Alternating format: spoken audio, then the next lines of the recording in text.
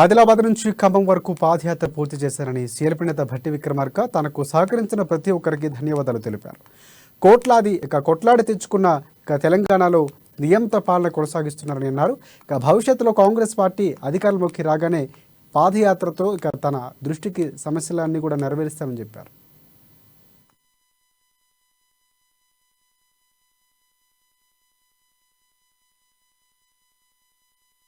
సరే, రాష్ట్ర ప్రభుత్వం భారీ బహిరంగ సభకి 3 నెలల నుంచి చెప్తూనే ఉన్న మంచిర్యాల మీటింగ్ అయిన దగ్గర నుంచి కంక్లూడింగ్ మీటింగ్ ఖమ్మంలో ఉంటుందని, దాని రాహుల్ గాంధీ గారు ముఖ్య అతిథిగా వస్తారని, ఈ సభకు సంబంధించి గత 2 నెలల నుంచి ప్రతి మండలంలో ప్రతి గ్రామంలో సన్నాహక సమావేశాలు జిల్లా కాంగ్రెస్ ఆధ్వర్యంలో, మండల కాంగ్రెస్ కమిటీల ఆధ్వర్యంలో జరుగుతున్నటువంటి మాట